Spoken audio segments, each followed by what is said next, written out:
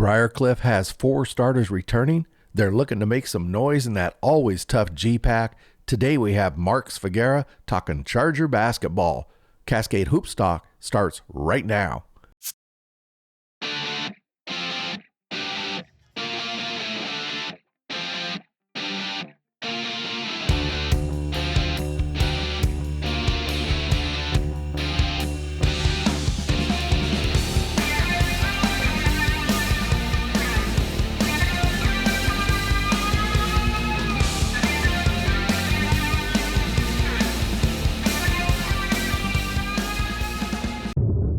The Briarcliff Chargers finished just above 500 last season, and Coach Svagera is anxious to get his team back in that G-Pack main conversation. They have several starters returning, and you can expect them to shoot the heck out of the ball. They definitely want to improve the rebounding, which hurt them last season, and you'll hear Coach speak about that. Before we begin, I want to apologize for mispronouncing Blake Sindelar's name. It's something I try hard not to do, and I owe him and his family an apology. This Howells, Nebraska product is a junior this season, and he can flat out score the ball. Let's take a listen to Coach Mark Svagera, Briarcliff Charger basketball. Cascade Hoops Talk, Billy D. Hey, I got Mark Svagera here. He's the head men's basketball coach of Briarcliff Chargers. Welcome, Mark. Thanks for taking the time this morning. Bill, it's always a pleasure to come on your podcast. I was excited when I got the text last week. Oh, thank you. You know, Mark, you're in your, my numbers are wrong, tell me, your 8th season. You've been to the national tournament, I think, 3 times. Last season wasn't horrible. You were 15-14, but it wasn't up to the standard that we're used to from Briarcliff. When you have a season like that is a little tougher to get through, what learnings do you take away from that? Is that a season you learn more from, or is it just frustrating? Well, I think probably both on some levels. And, if you look at last year for us, we had a phenomenal start. Yeah. We were 8-0 out of the gate, had a couple nice wins. We had won a road game at Kansas Wesleyan, and we were playing really well.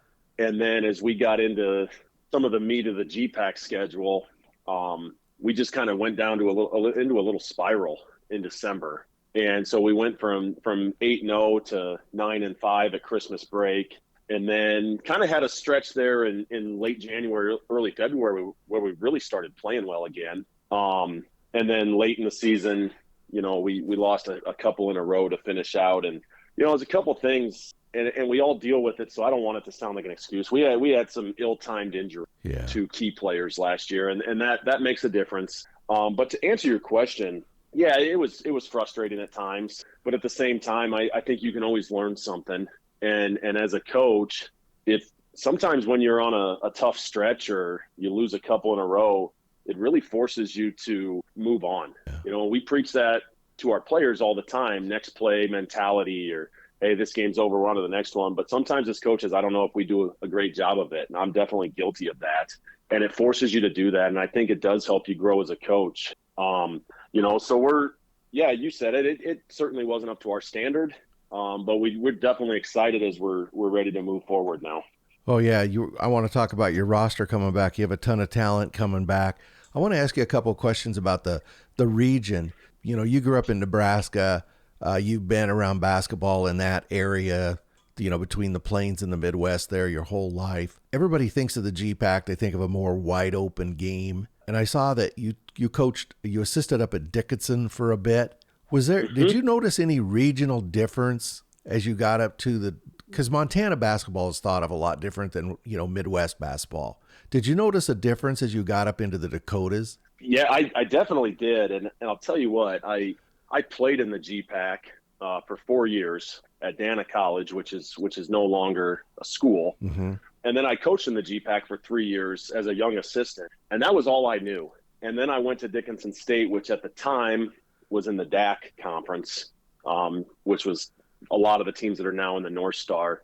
And I think the biggest thing that struck me right away was just how different our recruiting was. In the G-Pack at the schools I was at, we were very high school recruiting 4-year kids, building a program that way. And when I went to Dickinson, we had those kids, but we had a lot of transfers. Okay. And it kind of showed me a different way of recruiting, first and foremost, which definitely made me a better coach in the long run. But from a basketball standpoint, in the non-conference, we played all the Montana schools, the Frontier Conference schools. And I just remember thinking, wow, this is way different. Whether it was bigger, more physical, slower pace, it was just very different from what a typical GPAC game looks like. And I think that's probably to an extent still the case. And I do find it fascinating when you look across the country, how league to league it can be so different. Yeah. But it definitely is different. And, I think our league in the GPAC, it's wide open for sure. And we all play at a pretty quick pace. But I think a lot of that has to do with we all have a lot of really talented 3-point shooters, and we all have pretty high IQ basketball players. And it makes defensive game planning a nightmare in our league. I can say that very confidently. Definitely the GPAC is known for a fast game, more of an open game, like you say. For a few years there, it was dominated by guys like, Ty Hoagland, Jay Wolf, Jackson Lamb. But in the last few years, it seems that Mason Walters and, Eli Doble and now Alex Van Kalsbeek, some of those bigs are starting to dominate. Have you seen a change in the league, or do you think that's just a kind of a evolution of different people coming through? I think it's more that, honestly, and it's always going to be a little cyclical, in my opinion. And there was a time 10 years ago where, I was the assistant at Briar at the time, and we started to have some success, and we were playing a lot of 4-out and sometimes 5-out lineups. Yeah. And when success happens, I think we're all copycats. And so for a while then, a lot of people were playing a similar style to that. And then, Jamestown had their run. They were really good. And, Morningside had just a run of good big guys over the last 6 years. And there's certainly been other ones too. And then, because of that, the pace slows down a little bit because teams are trying to get the ball to their best players. And if it's a big, that's going to slow you down. And then everybody else kind of on cue tries to copycat it a little bit. All of a sudden, everybody's playing more through the post. And so I think it's more cyclical, but a lot of it is based on, I think all of us at the NAI level, we're trying to get the best players we can get. And we don't have the luxury to be picky and pick and choose like we're Kentucky or Duke or somebody like that. And so sometimes you end up with a roster that maybe you're bigger because those were the best players you could get. Maybe you're smaller for the same reason. I think it just kind of ebbs and flows, and it does make it interesting. But there was about 3 years ago, our average pace in the league went way down, and now it's creeping back up. But from where, you mentioned Hoagland, Wolf, Lamb, there was a time 7-8 years ago, if Briar played Dakota Wesleyan, that game was probably first to 95 wins. Yeah, exactly. Yeah. And now the last couple of years, maybe it's 75 instead. Right. So it's and that's part of the fun of it too. Is just every year. I hate saying cliches. I'm going to try to avoid as many as I can, but every team is different. And even though right now we have a lot of guys back from last year, we have a different team than we had a year ago, and you can't fall into the trap of, hey, we're just going to do what we did last year, or hey, back in 2019 we had a great team, we did this. Well, if we don't have the players capable of doing that, or our best players aren't best at what we did then, it's not going to work. And I think that's part of the fun of coaching, part of the stress of it too, obviously, but definitely part of the fun. I agree with you 100%. I've just noticed that change, and I've always just assumed it's what you said. It's just kind of an different evolution of, or cycle, I should say, of different individuals coming through the league. Obviously, Mason Walters was a big force, and then now Van Kalsbeek, Eli Doble. I want to shift gears just a little bit. I think it was last season, your team GPA was 3.58. That's one thing that we always talk about with NAI is that they're student athletes. They have to perform in the classroom. Just talk about what a big part that is, not only of your basketball team, of just NAI athletics, period. I think first, what I would say to anybody is, number one, I'm incredibly proud of our guys for the work they do in the classroom. And, we've had a pretty good run here of really high team GPAs. And that's really a credit to our guys. Yeah. That's not necessarily anything we're doing in our program as coaches, maybe other than the fact that, we try to recruit kids who are good students, take their academics seriously, because the reality is the vast majority of players at our level are going on to go get a job, go to med school, go to law school, whatever it is. And so I think it's important that we're stressing the importance of that to help set them up for life after basketball. But if you look across the country, NAI men's basketball, there was a ton of teams listed on that honor roll with a team GPA over 3.0. And I think Absolutely. on the whole, it's, again, it's a credit to the players first and foremost. But I think a lot of times at small institutions, which a lot of NAI schools are, there's great support. You're dealing with small class sizes where professors know the individual students and vice versa. And I think there's a ton of benefit to that. And at the end of the day, I'll come back to the majority of NAI players are going on to something other than basketball in life. Yeah. And I think as coaches, I think we probably all do a good job of emphasizing that and trying to drive home the importance of that to our players. I think it's something that the NAI has done particularly well in the last, say, 10 years, 15 years even.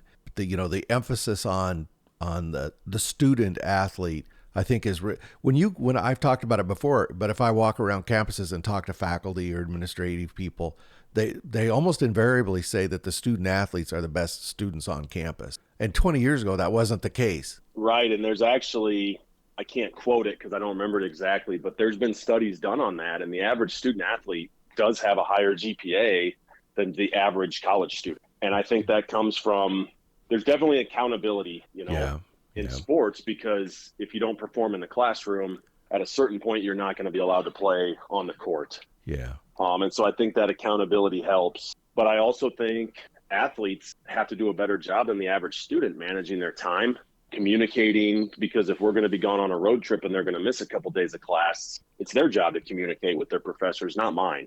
And I think the skills you learn as an athlete definitely help you become a better student as well. The discipline, especially, yeah. Because you're not going to play you're not going to participate in college athletics if you're not a disciplined person. I mean, you're just not going to work. That's right. Takes it. I mean, there's a baseline talent you have to have, of course, but everybody that gets to college basketball is talented in one way or the other. And it's going to be the other things that set the really good players and the really good student athletes apart. Well, Mark, let's take a couple minutes and go through the team you have coming back this season. You've got a load of talent, as I said, coming back. You've got, really 4 starters if you count Sinclair, who started 20 games, but 3 guys who are all conference, Matthew Stillwell, Blake Sinclair, and Jameson Helmers. Matthew's a 6'2" guy out of Johnston, Iowa, 21 points a game, 5 rebounds last year. He's going to be key for you guys, isn't he? He is, and Matthew had a phenomenal year for us last year. He started off really hot. I think he scored 30 points plus in 4 of our first 6 games, ended up second in the conference in scoring average. And, the other thing you said, Bill, is he averaged 5 rebounds a game. Yeah. He's our point guard. He's one of those guys that has a knack for the ball. He's a really good defensive player.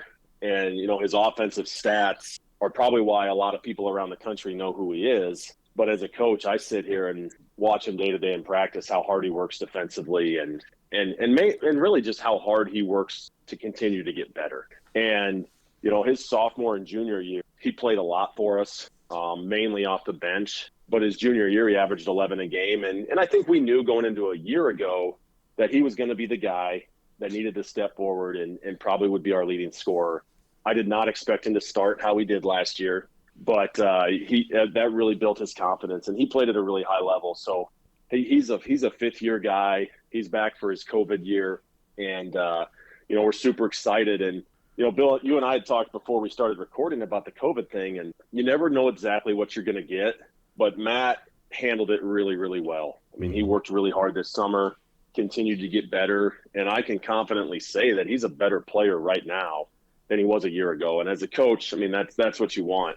A senior, a leader, 5th-year guy setting that tone every day, and everybody else can see, hey, Matt's been a first-team all-conference player, and he's still doing this. I should probably do the same. Yeah. That leadership's so important, isn't it?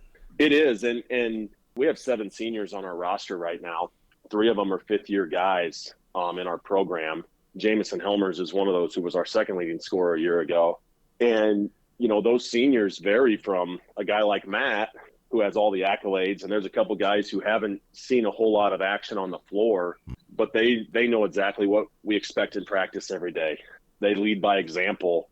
They lead vocally, and that makes such a big difference when you have that. And if it's more than 1 or 2 guys, I think it's incredibly valuable. And so we're pretty fortunate this year to have that veteran leadership. Why are some of them listed as seniors and some of them are listed as graduate? Simple answer. A couple of those guys are actually in grad school, Oh, and okay, a okay. couple of them are academically still seniors finishing up Oh, okay, whatever okay. their degree program is. I think Stillwell and Helmers are graduates because they're actually in grad school as we speak. Okay, so that's simple. You know, the thing about, you'd mentioned Helmers and then Sinclair as well, almost 13 points a game, 4 rebounds.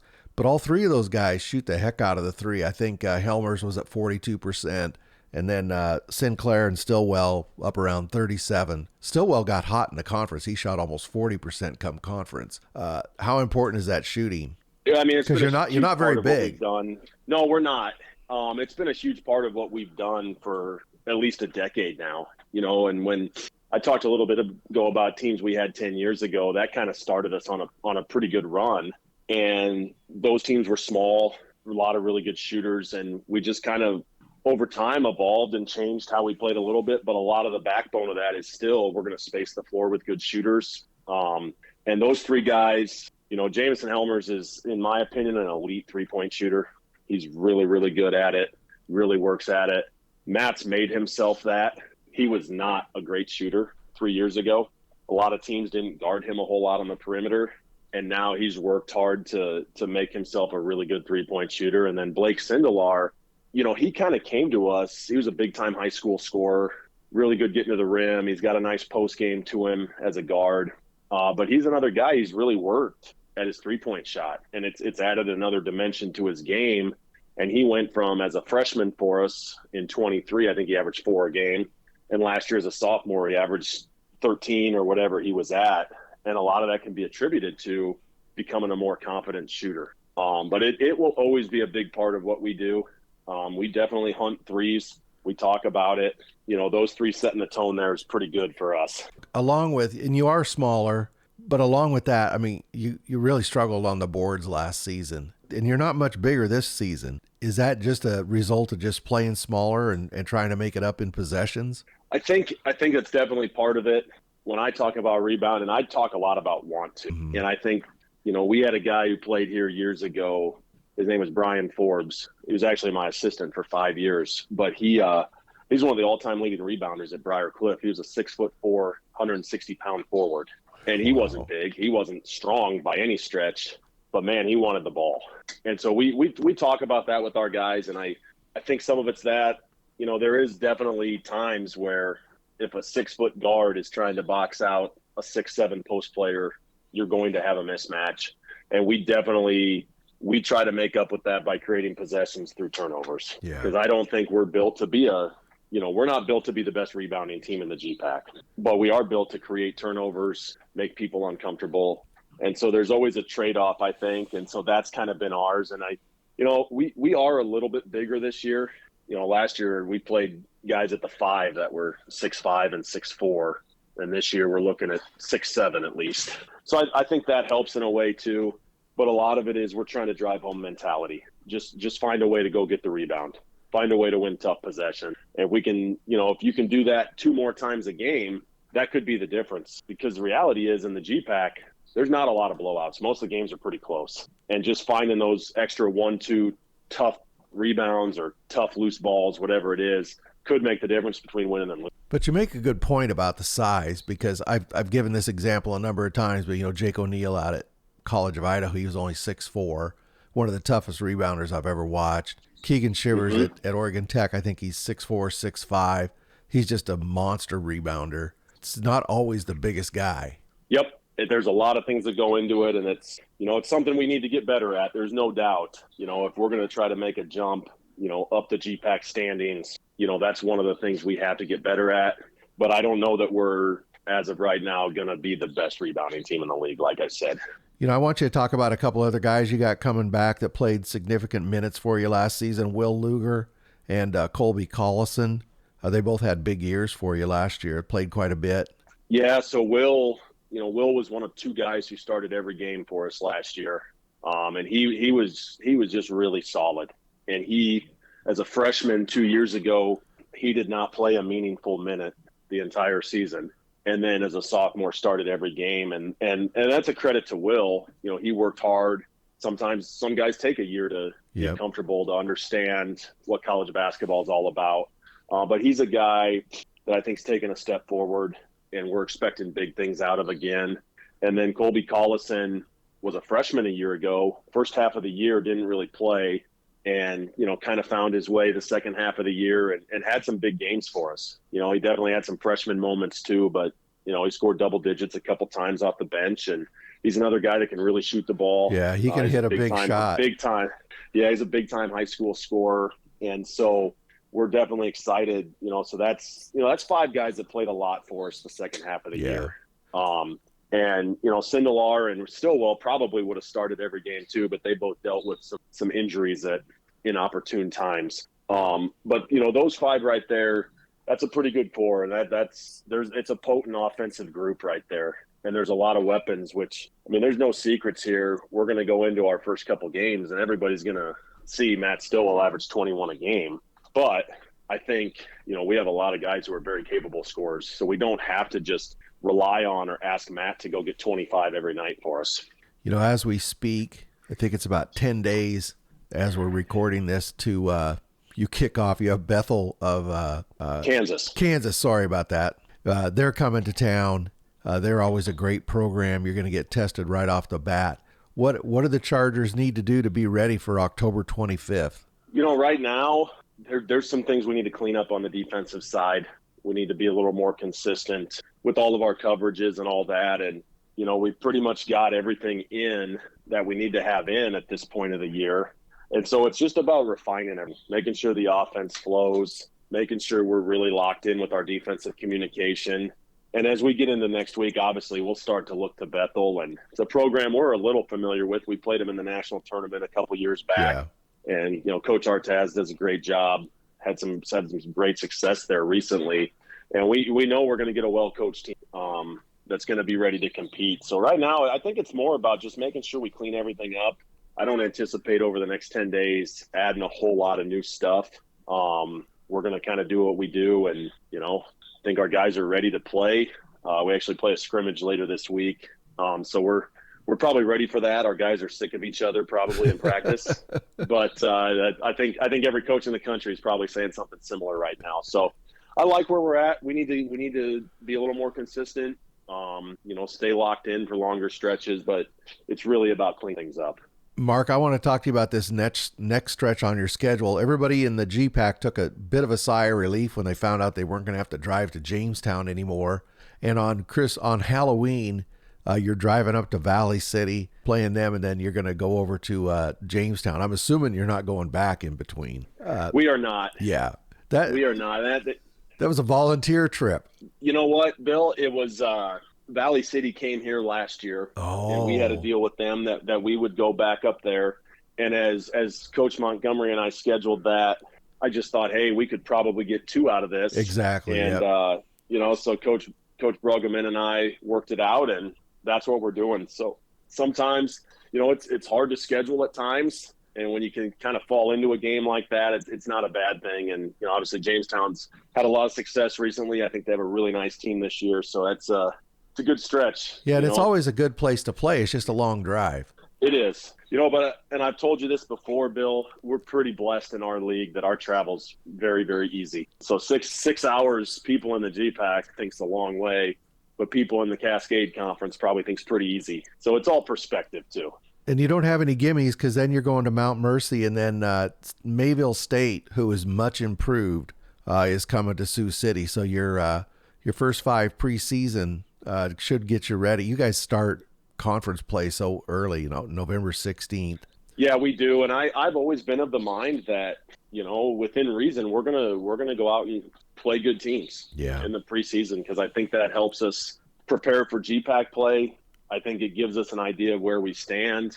And, every once in a while, is it fun to beat a team by 30 points? Well, yeah, it is. But early in the season, I want to put our guys in tough situations. I want to play in close games, because like I said, the reality is in the GPAC, most of our games are going to be close. And we need to work through that adversity on the floor and, find out what works in tough situations. So when we go to Midland on November 16th in our GPAC opener, that's not the first time we've been in a tough situation.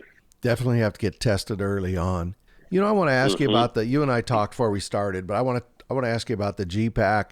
It looks like it's going to be tough again. There are several teams that are going to be loaded up. Northwestern's going to be really tough. I think Dakota Wesleyan's going to be a lot better. Concordia is going to be really, really tough. Of course, Dort. I mean, you just go up and down. Talk about your conference this season. Well, To mention your neighbor Morningside, they're going to be tough as well.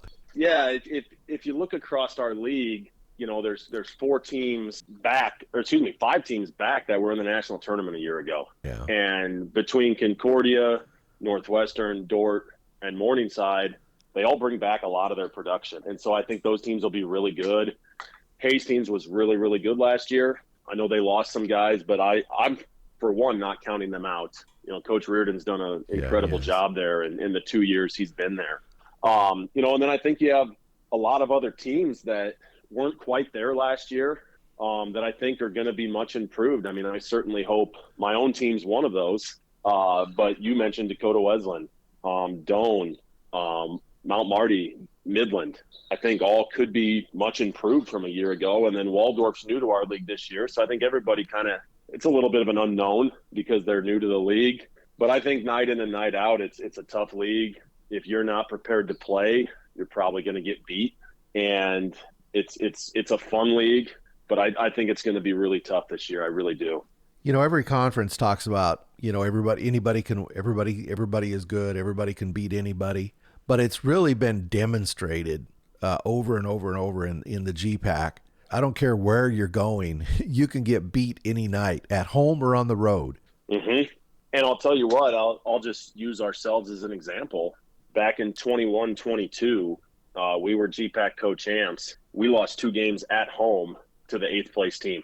And I think that demonstrates right there that it's just a good league. Yeah. And that the separation between 1 and 11 is really not that much. Well, are you getting excited, Mark?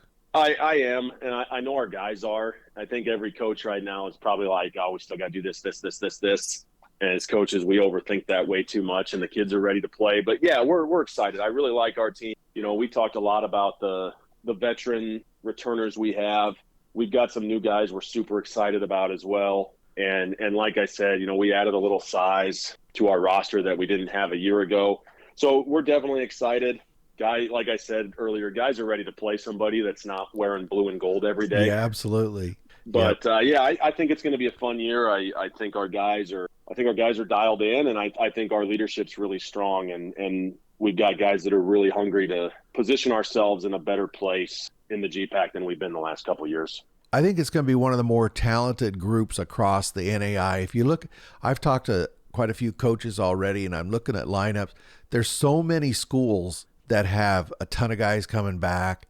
I think the level of talent is going to be one of the highest we've seen for a number of years. I agree with you there. And you look at some of the 5th-year guys, you look at returning All-Americans, and you go down to the conference level. The returning first-team all-conference players across the country is staggeringly high, in my opinion. And I think that I've said this before, probably said it to you before. I think NAI basketball is in a great place right now. And I've been fortunate over the last few years to serve on a couple different national committees. And I just think the brand of NAI basketball is at an all-time high. And I'm super excited to say that because I've been in the NAI since I was 18 years old, and I know you've followed longer than that, Bill. And it's great basketball. There's great coaches. There's great teams. I'm excited for another year. People have heard me say it 100 times, but in my lifetime, I've just watched the talent level explode that comes to the NAI. I agree with you. I think it's in a great place. Well, Mark, I'm pretty excited to get things going. I can't wait. I'm going out to Montana on Halloween. I'm going to go to Carroll College. Oh, that'll be a great trip. Yeah, I'm really looking forward place. to it. Providence and Carroll College, and then Oregon Tech and Bushnell are going over there. It's going to be a fun weekend.